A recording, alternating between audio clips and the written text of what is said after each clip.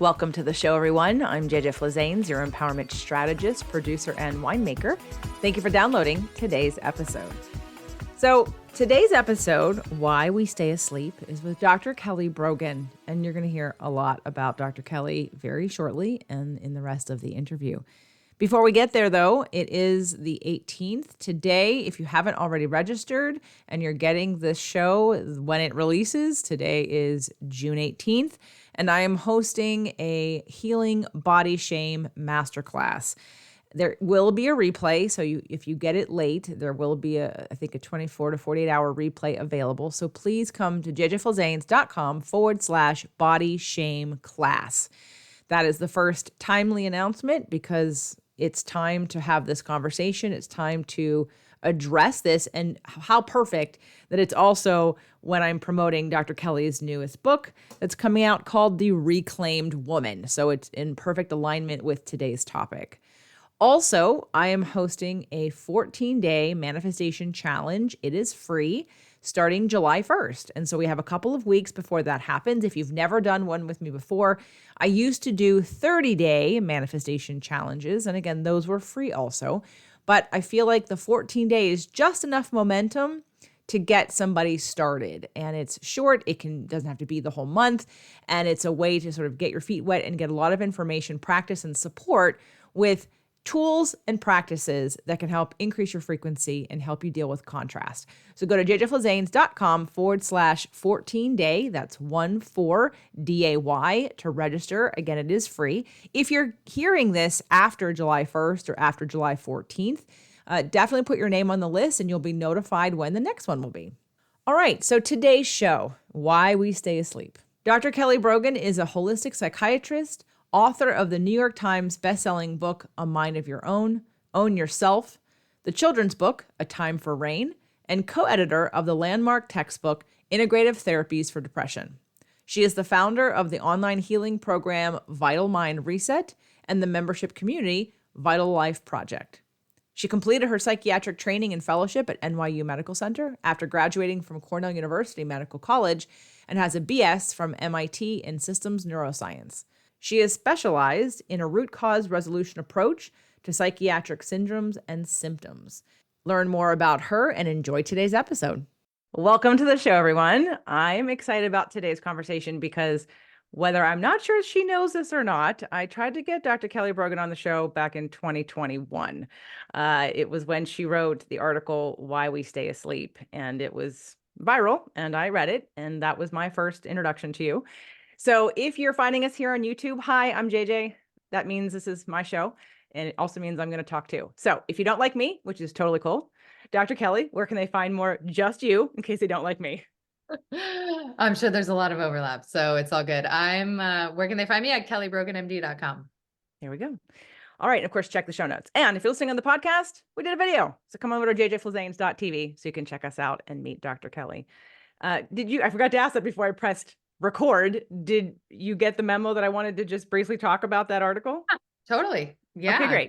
Blast from the past. Well, it was a harried time. Yes. And truth seekers such as us were desperate to connect and find other people in the minority speaking up about things we thought was crazy and ridiculous and didn't make sense. And so when your article came out, Why We Stay Asleep, and let me just reference the article for everyone. Why We Stay Asleep When COVID-19 is Trying to Wake Us Up. And it was brilliant. And I think I went to your website and put in, I'd like to interview you, and then didn't hear anything and went, meh, all right. Guess it's not the right time. So here we are at the right time, at divine timing, where I don't think that it's out of alignment or out of timing. I think that the things that you bring up in that article are as true today as they ever were. What I used to say about what happened in 2020 to 2021, 22 was that it existed before, the fear and the relationships and the traumas that we have, we just didn't see them. It became much more visible when that happened. So first of all, welcome to the show. I'm so excited to finally meet you and talk with you. And let's just start with, gosh, there's so many questions. Well, first, welcome. Thank you. It's fun to be here. Okay. Is it okay if I ask you I'm not gonna ask you your birthday because I don't care about your age. I care about your birth sign, your sun sign, your astrology. Do you know your astrology? I do. I am a double Gemini. So Gemini sun and rising and a Capricorn moon. Oh my gosh. Okay. That's much demanded information, actually. So No, many people like, yeah, yeah, reach out to my team to ask these things. Apparently, it's informative of my persona. absolutely. Well, I'm a Pisces sun with a Sag moon and a Sag rising. So we're very compatible in all the ways, but Gemini and Sag are really, really great Yes, together. one of my That best friends. Yeah, is one. So there's that truth seeking part. There's that asking questions, bigger picture kind of things we have in common. And as I was looking over your book that you're about to launch, that we're going to talk about today, I got this, I got very vulnerable. I got very vulnerable about how we were going to have this conversation because I was like, wow, I feel like I'm reading something I could write or that our paths are very similar. And I go back to like, I'm about to write my fourth book. I have an event coming up this year. And by the way, prior to this, I don't know what you're doing. So I haven't, so I'm not copying you. I really just Oh happen to no, go, okay, no, but just to let you know, feel because sometimes, free. I'm well, not never bothered by that. okay. Well, my event this year is called the Embodied Healing Intensive. And I'm like, oh, she's got an embodiment event. And then I was looking through your podcast and I saw the 8 signs you're in victim mentality. I'm like, oh, I did a show called 3 Signs You're Still in Oh Victim my God, Mentality. I like literally I borrow could some of mine. so there's so much. I'm like, I hear, from the pandemic things to like I have a big mouth, a big heart. I'm like, yeah, I got a big mouth. Okay, David Data's work. I mean, there's just so much that I'm like in alignment with you about. And so I was like, oh, I think I'm nervous for this conversation. Oh, it's Um, so fun. It's yeah, it feels like, yeah, sister reconciliation and reckoning and reunion. I love it. So, because right, there are many things I imagine we both had to move through in the past 3 years to get to the place where embodiment was even relevant, right? I mean, I'll speak for myself. We could talk about that, but there's a lot of work that's happened that I know you can relate to. Absolutely. Well, but I think we can credit that in a effed up kind of way, to the contrast that sort of like was awakening the beast, so to speak. Right. It's like before that, I felt like we all just we were asleep. Just what you said in the article. And now this is asking us to step up and to allow ourselves to be seen, be heard, not follow the status quo, not just do what everybody else is doing, speak up. I mean, for crying out loud. And so that was why that article was so, and I know like other wonderful people I've had on the show, like Dr. Christian Northrup, you had, and I've even had some stuff taken down too. One of hers, I've had something about freedom with Jeff Weitzman, and that got taken down. I mean, that was the fastest up and then down from YouTube. I'm like, oh, I just got my hand slapped. And I was like, okay. And I have clients like, I'm so proud of you. And I'm like, because it's a scary thing to put yourself out there when you're in the minority, or at least you think, because nobody's talking about it. And there's some pretty hefty prices to pay about being deplatformed and labeled and called crazy and conspiracy theorists and all that kind of stuff. So I applaud your bravery and your intellect and your wisdom of that article to make it so viral, to let me know about you and to know that I'm not alone and that there are so many other people who are kind of fighting the fight, if you will. But I don't want to fight, but you know what I mean? Like we're out there just being and then dealing with that. Yeah, I do know what you mean. And it's interesting because none of like that article is of all the blogs I've written, like 500 blogs, right? That article is probably the like fulcrum from my decade career, angry activist personality, to where it is that I find myself now, which is really in this moment of taking full responsibility for my experience as a woman and recognizing that we have immense power, immense, that we are just barely remembering. And in that process, as you know, I have found that the real work is inside, and there's not much that interests me on the world stage. So I've really, retired in many ways my activist hat, which was all sorts of decimating to many layers of my ego and identity and the sense of significance and importance and worth that I derive from my activism. So it didn't take courage. It didn't take courage, to make the disinformation dozen list. Like, none of that felt like courage. What took courage for me was moving through like the desecrating of my sexuality on, public platforms, which, is something that I was intuitively led to do. Who knows why? I like lit my reputation on fire. It took courage to receive all of the pushback and feel all of the shame that I felt for, going in this direction, people telling me I, look like an attention-seeking whore, a narcissist, I'm embarrassing myself. Why don't I just stick to talking about diet and, pharmaceuticals and, all of the conversations that grew out of my newfound self-reclamation experience, those took courage, right? But my intellectual pursuits, my scientific pursuits, like my rebellious medical antics, that I was still operating from my woundology, right? Like, and I like to think that I've begun to source from different intentions these days. Okay.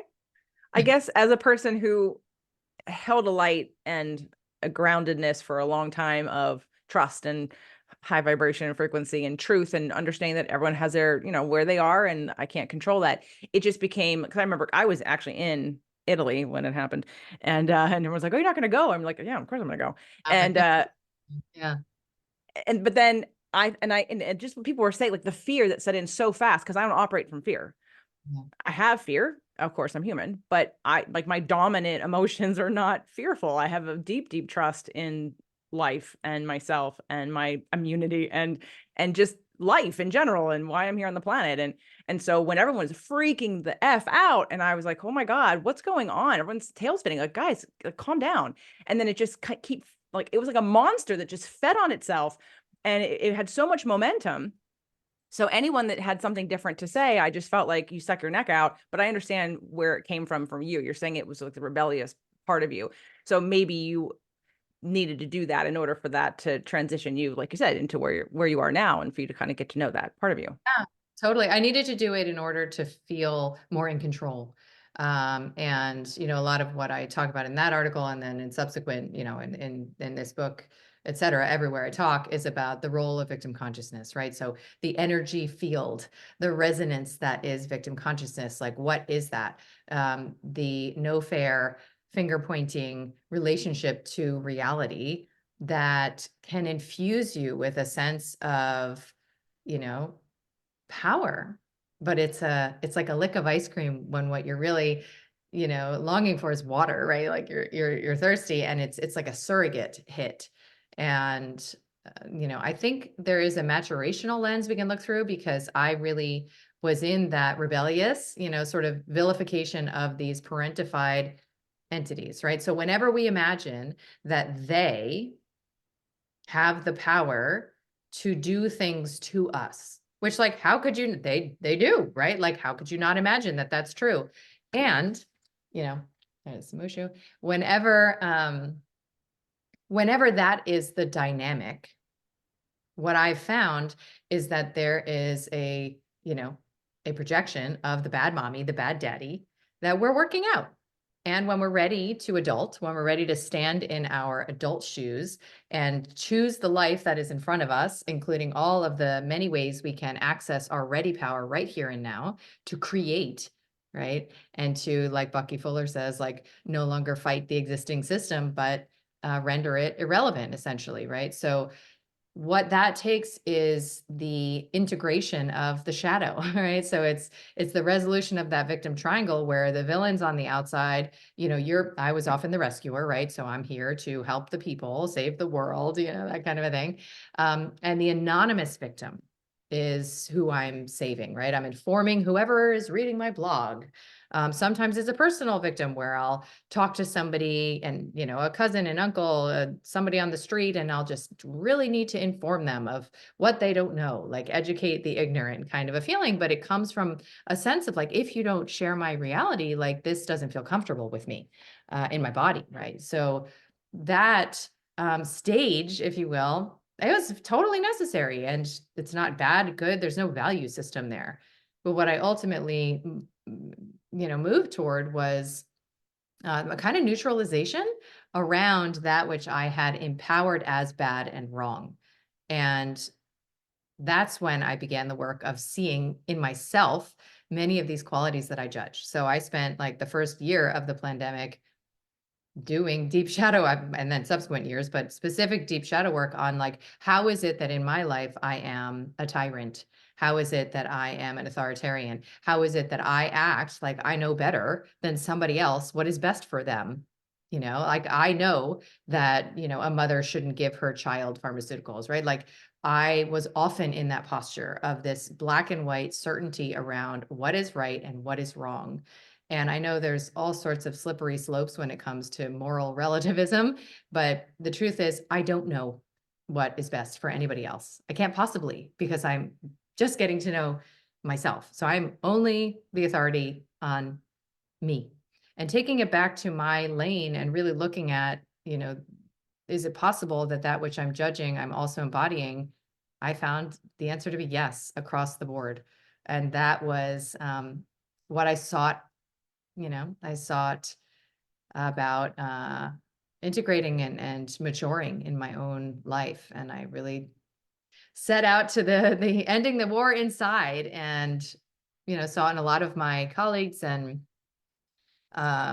friends, just sometimes what a mess we can be as activists. Like our relationships can be a mess, and our parenting can be a mess.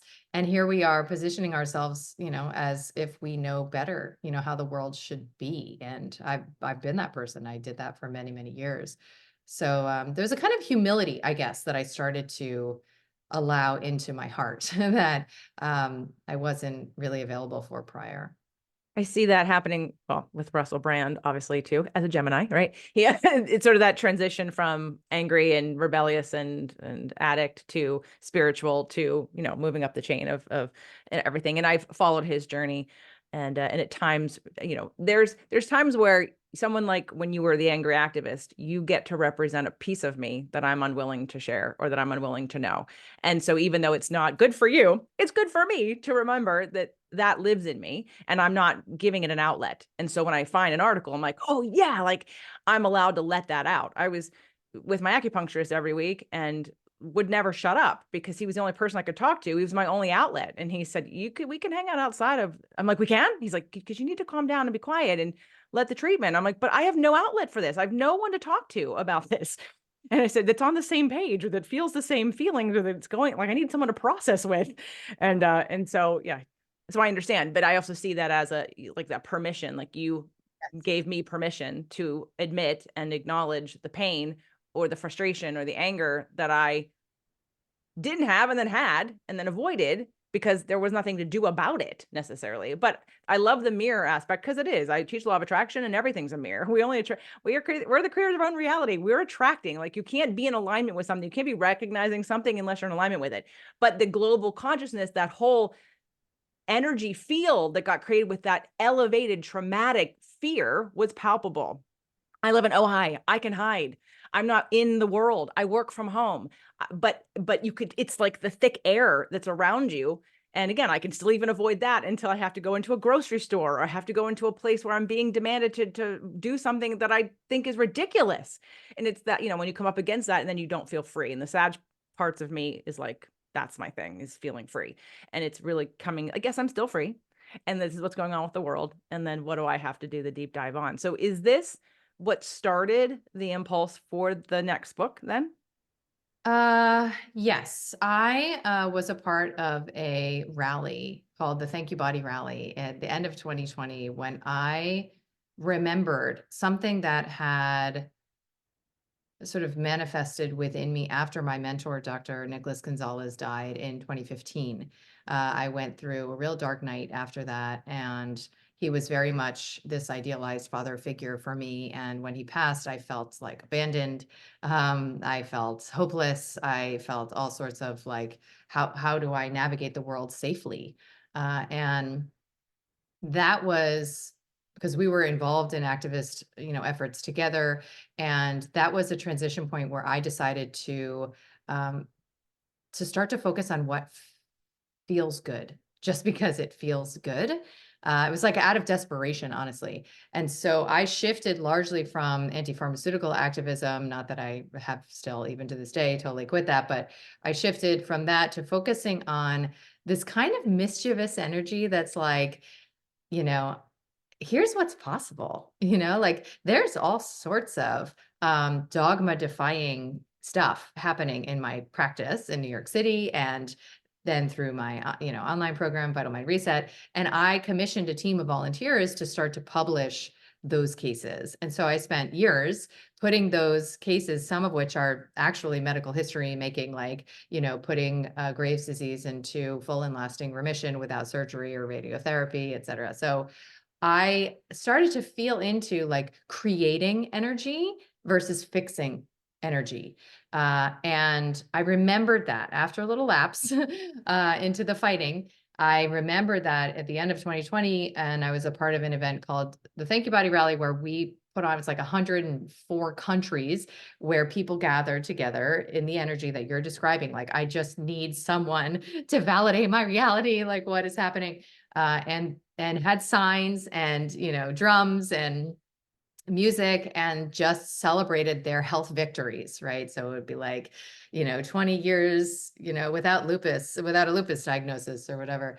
And it was beginning to shift out of the addiction, frankly, to the fight, and whatever I got out of that, that actually showed me that I didn't have a lot of capacity in my nervous system for joy, for pleasure, for expansion, honestly, for peace. I mean, I remember one time this was, I think, 2021. And I went over for my birthday with some girlfriends to the other coast of Florida, which is like a red Naples. It's like a red, city, town or whatever, versus Miami, which is like, pretty blue, and the whole partisan thing was going on there. And we went over there, and in Miami, you still, I had my like whole speech prepared every time I wanted to go into an establishment, because I've never worn a mask, and it was a whole thing. It was, my system was always vigilant. And so I go over there, and we like waltz into a supermarket, no masks, and it was completely fine. And I felt initially really excited, but then I noticed that there was a part that felt a little deflated. Like a part that was like, well, how do I know who my people are? Right. And where is the sort of like, the tribe, where are the tribal markings? And I could feel in my system that there was something in me that wanted that actually enjoys the fight, and that gets like aliveness from that kind of struggle. So that's inconvenient to recognize, that I'm like potentially getting needs met. I'm potentially even like on some weird level, enjoying the stress of this experience. And, then it was fast forward a few months, and I made the choice to leave my then marriage, and that catalyzed an extraordinary dark night for me, and an opportunity to really have my first experiences with what you might call emotional alchemy, where I was in the depths of this fantasy rupturing, and experiencing a kind of grief that I couldn't have imagined was possible. I mean, it was just so immense. And there was one day where I was crying, and, with myself, like in a ball, snot running down my face and the whole thing. And I just, like, I don't know if you've ever felt like that huge, huge kind of like rolling, like purging crying, right? Like, and And I just had this little sliver of my awareness that could feel a flavor other than badness. Okay. And it was just this little bit of me that was like, this is kind of interesting, right? Like there's an aliveness here that I don't normally get to feel, even in the good moments in life where they, kind of hit hollow, where I kind of have felt like I'm living behind a glass wall in ways, running from what I don't want, fighting with what I don't want. And then if I ever get what I do want, it kind of feels like, oh, that's cool. And then moving on to focus on what I don't have or what I don't want. And so, having lived my life mostly that way, this level of energy moving through my body, there was just something that felt interesting about it. And I had this like seemingly mundane experience of like hearing this voice inside of me say, like, why don't you put on some music and dance? And I've always loved dance. And I've not really like shared that. I've not really shared much of anything about my personal hobbies and preferences. And I ended up not only like listening to that voice, but then I like, decided based on another impulse to like film it, right? And I had been off, anyway, this is an aside, but been off an iPhone for 2 years. So it was sort of like this, sort of reunion with society in a way. Like I mostly shut down my Instagram during that time. And that's probably why I still have an Instagram, PS, because I was otherwise kicked off of most other things. Facebook, Venmo, PayPal, Vimeo, like all the rest. But anyway, so I did that and I decided to post it. Right. So, now we're talking, this is like 2022, I guess, something like that. And that began my next chapter because I really lit my reputation on fire. Um, and, many teachers talk about reputation as being one of the highest values of the masculine. And I had been, as most girls, raised to value my doingness, right? So my achievements, my success, my capacity to win, the way that I could evidence my intellect and my competency. And my reputation mattered a lot to me, right? So you would never hear me use profanity. You would always see me professionally dressed. And I had an avatar. I had a kind of like, this is Dr. Kelly Brogan, who is, the pedigreed psychiatrist with published medical literature, all that persona was incompatible with, somebody who posts like sensual dance videos on her professional page. And none of this was conscious or planned, but it was the beginning of just trusting my impulses to lead me somewhere more authentic. And, you know, I lost 100,000 newsletter subscribers, not from that one video, but from this shift. And I began to do like deep work into understanding who am I if I'm not who they want me to be. And really learning, about the ways that we restrict our permission, as you said, as women, to be many flavors of feminine, and the ways in which we are our own captors, imagining that somebody else is doing this to us, including men, right? So I started to look at a lot of my feminist ideology and feminist beliefs and really just ferreting out where victim consciousness was still living within me. Like, where was I still pointing fingers, the patriarchy, this, that, and the other, and understanding that the path home to my divine power is through the recollection of my own, you know, parts living behind my shame. So I started to really focus on shame work. Um, and I found that there were so many gifts, right? Like so many interests and creative expressions and just ways of being more comfortable in my skin, and more the same person no matter where. I'm the same person with my cat that I am with you, that I am, with my daughter and my best friend. And that was not the case. I was in such a heavy pattern of curation and really performance, that I think is very common, and it's natural, and it's a direct result of the ways that we are conditionally loved. as children, right? I've been over the last 7 years diving into core wound work and really fine tuning and just loving creating. I've created a core wound map, like just to be able to gather data, if you will, on a person and their belief systems and how they were raised and what they didn't get and what they made that make sense of, or what belief became of that. And so when you talk about like how we would look at that in, in my world would be like the performing for love Yeah. and the performing for love in the presentation or the mask. And although looking at your astrology, I mean, it is pretty in alignment with Gemini Capricorn. I mean, Capricorns are very much about like getting to the top of the mountain and getting like Capricorns love that title or love that like that whole all about the shiny thing that says that I win, I'm the winner, look at me, I won. Like Capricorns do love that. So let's not, play that down. But and then the Gemini piece of the I feel like it's part of your probably just soul journey on this planet to have gone through what you went through because you literally did a 180. You went from one extreme to another extreme because you thought you had to, you didn't know any differently. This is how life is. And then the awakening happened.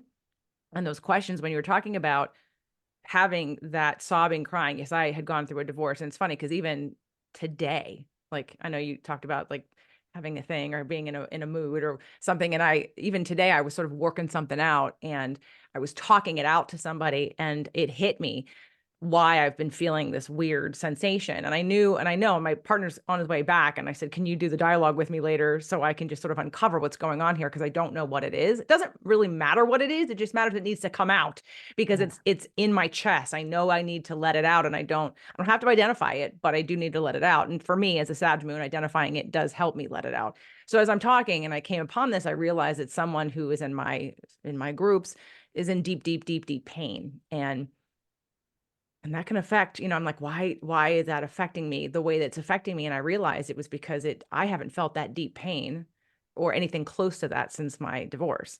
And that prolonged pain that I went through. And so I'm crying and I'm like, oh my God, that's it. That's why, because I don't live in that frequency anymore. I don't have, there's very few reasons or situations or circumstances that bring that out or that touch that. And it touched it. And I've been sort of off ever since in that way. But now that I'm sort of more realizing it, I'm going to allow that out. So as a Pisces, crying is like my jam.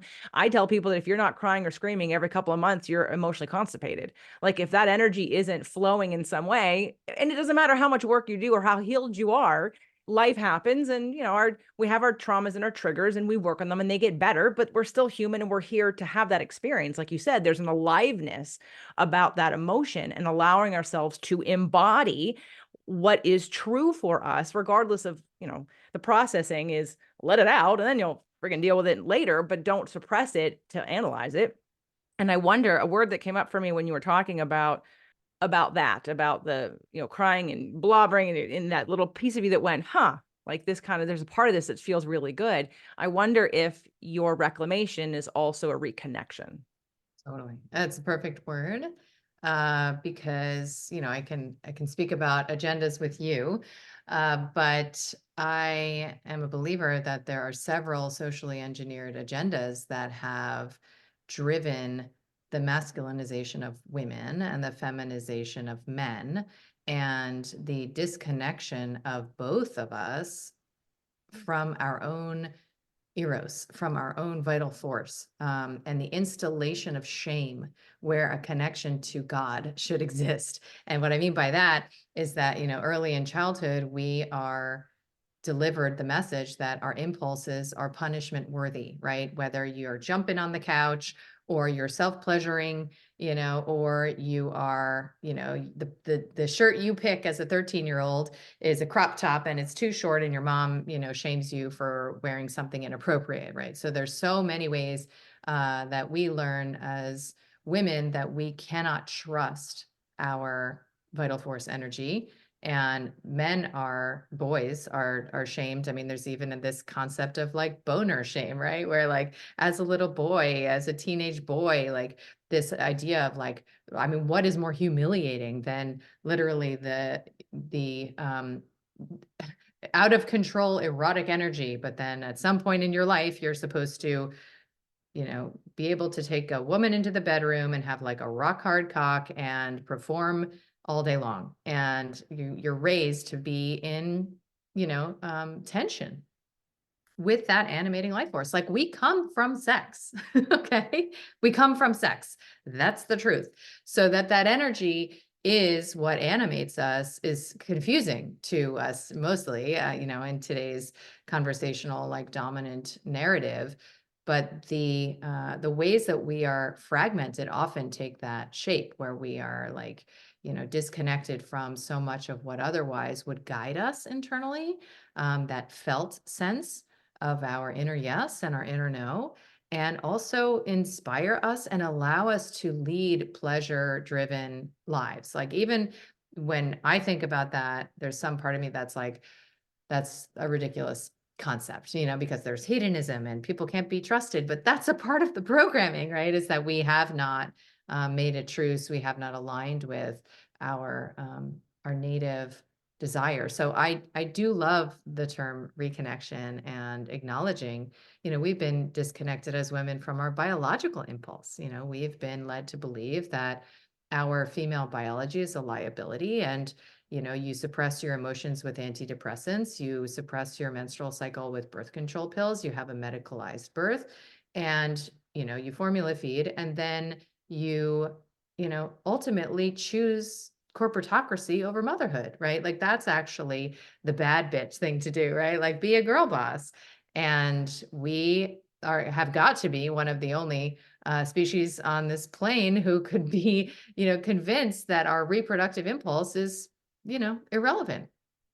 And that's powerful, right? So what is that agenda all about? Well, we were ripe for the colonization um, of our, female psychology by masculine values, right? So we somehow were a match for that and ready, to take that bait. And I call it in the book, I call it the poor bargain. The way that we, as women growing up in feminist culture, were told, like, you will feel free when you are independent, when you are serving an employer instead of your husband, when you are using your head instead of your heart, and when you are disabused of all of the burdens of your female body, you will finally feel good. And there was probably a little part of all of us that was like, really? And now we've arrived, right? Where, for the most part, I am a stunning example of, feminist achievement, because I don't need a man, you know, doing just fine without one. And the truth is that it's a gaslight, to suggest that I should feel fulfilled by the prioritization of my, commodified gifts and talents, AKA my job. And I have one of the most fulfilling jobs I could even imagine. And still, when I prioritize that over so many of the native dimensions of my female experience, right, including as a mother, as a wife, right? As a woman who wants to be out in nature, right? As a woman who wants to prioritize, play and pleasure in my lifescape, who wants to create, with my hands even. When you are in the entrepreneurial realms, you can get to a place where you're just sort of like, this feels hollow, this doesn't feel fulfilling. So I must have taken some sort of bait and made a poor bargain. Maybe even I've been duped because there's something else that I yearn for. And, the conclusion that I came to is that I'm not really sure that as women, freedom and independence and sort of like, I'll have what he's having, address the root cause of our suffering, which is fear of men, because we walk the earth biologically vulnerable. Okay. Like, pretty much any man who's not pleased with me can kill me with his bare hands. That's just a reality. It's a biological reality, my vulnerability.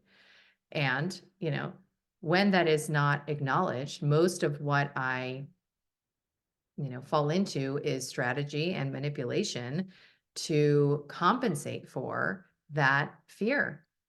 When control, right? So many of the marital dynamics that I've analyzed and explored are women imagining that they want like a strong, powerful, trustworthy man, and then creating the conditions to mother a boy in their marriage, right? And why? Because we have not addressed that fear that we have of the bad daddy. And in, in the path to integrating that, I found that safety is the highest value.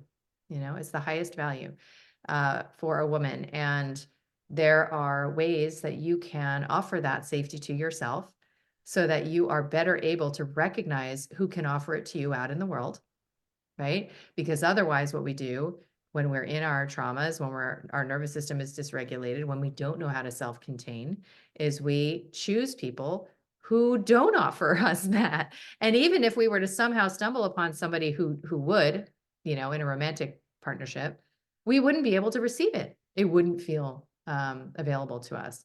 So there's a lot that we can do as women to render the world safer for us, to change our relationships without anyone else's involvement. No couples therapy necessary. Not that I have a problem with that, but like, nobody has to go do a plant medicine ceremony. Nobody has to do anything other than what you have control over, which is reuniting with your felt experience. So like what I would say, because I've had many days where I, sort of like, what is this about? Like, I remember I went to a dance class the other day. I love dancing. And normally that's like the most mood altering thing I can do. Like I can go to a dance class and be like really in a way, and an hour later feel actually ecstatic. So a lot more aliveness is running through me. And for whatever reason, this time that didn't happen. So I went in a mood and I left in a mood. So I came home and of course I had all these things I could have done, right? Like the emails and the this and getting on the gadget and, the screen. And because I practice what I preach, right? Because I have a commitment to this this meta reunion with my emotions. What I call in the book is enter through the upset, right? So I take every single opportunity any day of the week that I am aware that I'm upset, and I literally just set a 90-second timer. And data's work, so you'll understand a lot of this language, but I'll sit there and I will recruit my inner masculine. I call it self-husbanding. So I will feel my spine grow like long and tall. I'll feel my gaze outward on my inner world. Okay. And the energy is almost like, I'm here, baby. What you got for me? It's like a very attentive, present energy. And then I track with somatic experiencing. I track whatever is occurring. I see that. There's clenching in my chest. I see that there's like a pit in my belly. I see that. It feels like there's red daggers going out my neck. I see that. I see that. I see that. And within 90 seconds, in my experience, there will be a shift. Because of course, as kids, right, we didn't learn about this arc. We were told, stop crying, calm down, you're okay, and I'll give you something to cry about, right? So we didn't learn that at the end of crying often is pleasure, right? At the end, Always. laughter. I think so. I think so. I mean, it's the release. It's there's some things that's why I have a very short a fuse for discomfort that's unnecessary, like a suffering. Like that's why this thing that's sitting with me, and I'm allowing it, been allowing it for a couple of days, but I'm like, no, it's here. It needs to go. It's time to let it out, whatever it is, because I know what's on the other side of this is relief.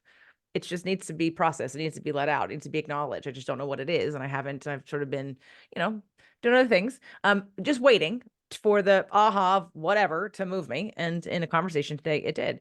And I think that, for me, when I teach about emotions, I think that a lot of people, again, being a Pisces and being in astrology and law of attraction, like emotions are my jam because it's the aliveness. And when you understand quantum physics in the way that I believe that we're here on this planet to experience expansion, it is all about emotions. Every single thing we do every day, every choice we make is about wanting to feel a certain way. So if then all of a sudden people are so afraid of their emotions, like I literally, when people come to my workshops, I'm sure it happens to you, People have come and I can see them holding, like they are resisting allowing out an emotion until they finally give in. And then they feel so much better afterwards. I'm like, why are you holding on to that? Like, you're literally not going to die from crying. But there's something about, and I think it goes back to what you're saying about us being duped as women. There's a certain expectation. Like, I can't stand hearing, love you guys, all of you, you know who you are, when you say, oh, I'm strong. And I want to go, that's bullshit. A woman being strong and not feeling her feelings isn't strong. It's repress. It's repressing. It's lying. You're lying that you're not upset. You're not being honest with yourself. That is not strong. That is an illusion. And who, like your emotional power. I remember, I don't, did you start David Data's work in 2022 or was that before this happened? Oh Was that, God, no, I've been totally obsessed with the man for like probably 10 years. yeah. I think my first experience was like in 2004. And I remember being, and it wasn't an event of his, but we were using his work. And I remember going through a process, and it wasn't me, there was somebody else, but like having a woman really unleash emotion and the power in whatever emotion, anger, sadness, it didn't matter, but it was the allowing of the energy out of the body instead of trying to hold it in. And then it was like a thing. It became this energy and this force. I mean, I've had people here, we've done some really deep work here where someone's pain and grief and fear and trauma has come out with no words, and you feel it like a wave, like an earthquake wave, like it just happens and it affects everybody because it's so powerful, that pain. But that pain got let out versus, we all keep it in. And I've dealt with cancer patients and worked with in all kinds of wonderful people in the space of alternative health and looking at quantum physics and its role in epigenetics and cancer, and looking at, and that became a word of like rediscovering reconnection, disconnection, and being connected. And so when you said, before this whole, and I think I agree, and I love your podcast and the new book, The Reclaimed Woman. Love your shadow, embody your feminine gifts, experience the specific pleasure of who you are. Like, there's nothing more in the moment. And I'm a dancer too. I love all dance, but I'm especially a salsa dancer. And Oh, I amazing. for I the love long, and I'm a salsa teacher too. I can teach beginners, intermediates. I can teach men also how to lead. But I stopped doing it for such a long period of time because I got comfortable in my relationship, and I'm no longer single, and it's on a Friday, Saturday, or Sunday, and it starts at 9 o'clock and doesn't end until 2 o'clock in the morning, and you have all that. And so finally, I was like, fuck this. I'm gonna go dancing because it lights me up like nothing else. I feel I don't care that I lack 1 hour of sleep. Okay, it's 1 extra hour of sleep that I don't get, so I'm off my cycle, big effing deal. And but it literally, oh my gosh, my joy is so big, and I'm like, there's no other way I get that. I love dancing with Doug. We'll dance here at home, but there's nothing like to be on a dance floor with someone that you don't know, you've never met before, and then you get led as a woman to be led into surrender and go. There's nothing else like that, especially for women like us who are the doers, the intellects, the thinkers, the planners, the container. We hold the masculine, we hold the feminine, and that's the one space that there is sensuality and surrender. And I can be feminine. I don't know what you're going to do, but it doesn't matter because I'm just going to follow you. I'm not going to think. I'm not in charge, and it feels amazing. And in a lot of my programs too, I tell people, and I'm sure you do at your events, I tell everyone to spend 5 minutes in the morning, find the music that lights you up, and dance.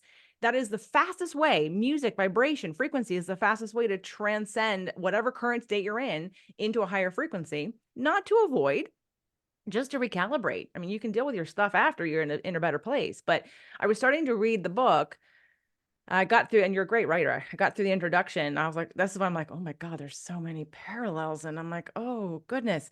I'm like, I can't wait to That's continue. insightful, right? Like I could look at the past 15 years of my life since I started to quote unquote wake up, and which was essentially around my first health diagnosis, right? My actual only health diagnosis, Hashimoto's thyroiditis. And I could look at my journey and be like, wow, that was a dumpster fire. Like what the hell has she been up to? And there are absolutely people in my life who have experienced what I've been up to these past 15 years that way.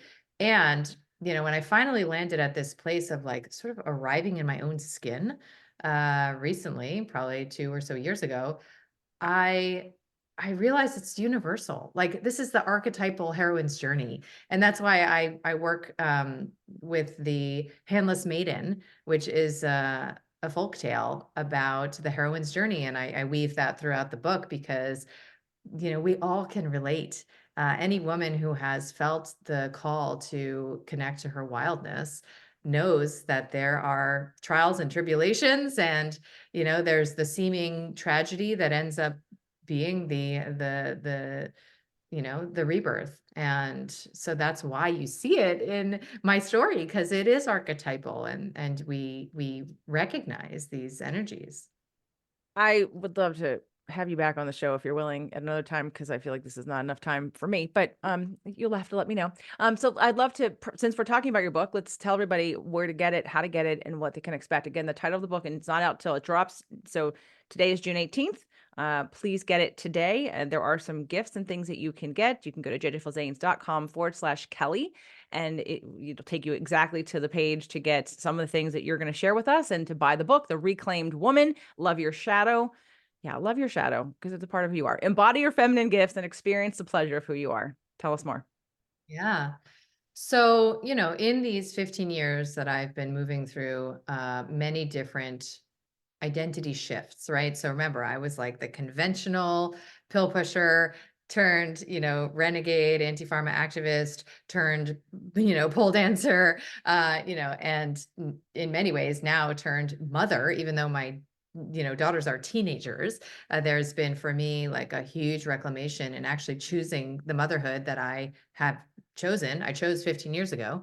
And in inhabiting all of these different identities and perspectives, I've, enjoyed a fluidity of my sense of self, right? So that I can access myself even as I am not being what I thought I needed to be in order to secure love and approval. So I have basically curated the resources and frame shifts over 15 years of this work into this, culmination, which is the Reclaim Woman. And it's the path first through the reclamation of your no, and then into the reclamation of your yes, which is I find how it wants to unfold. And so, there were many women who I like to say held out a hand in the dark to me in my, moments of great vulnerability. And they taught me extraordinary ways to resolve self-betrayal, as you said, and to begin to come home to my authentic self and to play with who it is that I get to be. But I have found that if you don't have a good foundation of self-safety, then accessing femininity, dropping into your feminine, softening as a woman, slowing down becomes just another thing on your to-do list, right? It becomes just something else that you're chasing because a good girl has, takes 3 rose petal baths a week and goes to goddess circles, once a month. And there isn't this kind of superfluity. There isn't this like overflowing cup of energy that happens effortlessly when your body feels safe, when your mind feels safe, and when your heart feels safe. And there are simple things that we can do to begin to offer this, including what I just mentioned, which is like prioritizing your emotions. One practice that I teach, I like to joke, is called urinary reclamation, right? Because we as women, I would say people, but let's say as women, we've been taught that it's more important to meet the needs of others than our own body, right? That was very much leveraged during the pandemic, right? Like your body's needs are less significant than serving other people's needs. This is where a lot of virtue signaling comes from. But it also was taught to us like in school, right? When you have to wait to pee, your body has to pee, but you can't go pee because the teacher wants you in your seat, right? And you can't eat now, even though you're hungry, because the school culture demands that you eat at a certain time. So the reclamation of pleasure and play and creativity, in my opinion, if you start there and you say, I'm just going to live a life that's free and flowing, and I'm going to do what I want whenever I want, there's a crash and burn that will attend that approach and a contraction. Because if you don't first start with your biological impulses, with showing up with deep investment and I call it like a custodial interest, right? Like you are now self-husbanding. You are creating the conditions for your needs to be met. You're not going to put your body in situations that a great husband wouldn't put you in, right? If your socks are cold, if your feet are cold, you're going to get socks. If you're thirsty, you're going to get water. And when you have to pee, you're going to go. So now, like if I had to pee during this interview, like I would actually get up and go, whereas I never would before, for example. And you're not going to say, I'm going to go quick, I'll be right back. You're going to gently resolve the caretaker aspects of essentially like diminishing your body so as to remain connected to others. So you're not going to use that language. All you're going to say, which we do as women, right? Like, oh, I'll be right back. It'll be 2 seconds. You're going to just say, I'm going to the bathroom. If you're with somebody else, you're going to go and you're going to bring your awareness to the pleasure that is available as you transition from a full bladder to an empty bladder. Okay, because there's all sorts of inbuilt pleasure in this body. Like all you have to do is like run your nails up your forearm to feel it. It's there, it's waiting to be accessed. And these small ways that we send our body the signal that we are listening are how we begin to then trust the creative impulses, right? So like one day I had the impulse to take a salsa class. I live in Miami. All my friends are Latin. They can salsa in their sleep. And, I'm a gringa and I've mostly stuck to African and twerk and hip hop. I've never done partner dance. And I had that impulse. And of course, that little yes was met with a big pile of no that said, like, you're going to make a fool of yourself. It's going to be so awkward and uncomfortable. Everybody's going to be really good there. And you're going to show up like an idiot. And you're supposed to have a partner and you're not bringing anybody. I couldn't get any of my girlfriends to go with me. And I honored that. Right. So I created the conditions for that little yes to be honored. And I went and I had exactly the experience you're describing. It was so pleasurable for me to feel led in that way, that I started to seek out other opportunities. And actually, one of the other things that I started to do in addition to partner salsa dancing is watsu. I don't know if you've heard of it. It's like a Japanese water massage, I guess it's like technically, but basically like you get in a pool with somebody, you get into the water with somebody. And in my case, I worked with a male therapist and you close your eyes, your nose is plugged, your ears are plugged, and they just move you around in the water, but they dunk you under, anything. And you just trust and surrender to the experience. And it's like another way to feel into like, a very safe container to begin to hold that vulnerability well. I also began to explore not like actually in sexual relationship, but really almost like a cultural anthropologist, conscious kink and BDSM, which is yet another place to create the conditions for consent-based, safe experiences where you get to open, soften, and experience the vulnerability that ultimately is, what we came here for. I'll tell one quick story, which was I was presenting at the Weston Price conference. I think it was like 2 years ago. And I was presenting on probably psychiatric stuff. But regardless, at the end, somebody was asking me about like sort of gender, related agendas. And I was talking about the assault on the man-woman dyad and the free energy technology that is, this this polarized dynamic. And I just said, kind of off the cuff, I said, honestly, I don't know a woman who doesn't want to be well handled by a trustworthy man. And it was like 2,000 people in the room and like a lot of older women, right? And there was like this swoon that swept the audience. And it was almost like I had in that moment given all these women permission to acknowledge that heart's yearning, to experience their own helplessness, like David Data talks about. I actually reference this in the book, that you can be helpless as a first stage woman and flailing around and like let's say you're in an old movie and there's like a puddle and she's gonna be like, oh, I don't want to get wet, help, right? Or then you're a second stage woman and you're like, oh, you know what, I'll just like go walk around it, or I'll like figure out how to not get wet. But then in the third stage, you can choose, you know how to walk around it, but you can choose to express, often wordlessly, that helplessness and experience what it is for a man to put his coat down over the puddle, right? And that there's a restoration of a contract that happens in that moment where, you know, a woman channels energy through her body and just is, and a man serves, right? And both are somehow in devotion to one another and to God and to the egregore of their connection in that moment. And I actually think collectively we are ready to step into this new relationship, you know, between men and women. And most of what the book is about is what we can do as women in our marriages, as mothers, with regard to our, you know, our health, with regard to our sexuality, and how it is that we can smoke out all of our energy drains to finally, you know, feel unbothered, know how to ask for what we want, to express, you know, our yes and express our no, and to learn how to trust the signals that our body, you know, delivers. Absolutely. Again, we're just in such sync. I literally the refrigerator and freezer was on the Brits. Like it still is. It's fixing itself. And Doug's out of town. And I thought, oh, I go ask my neighbor Michael if he'll come and help me. Could I figure it out? Yes. Do I want to? No, because men want to serve. And I'm sure if I went over and said, would you help me? It would light him up to give him something to do to provide for me. Like I actually had that thought. I don't have any time.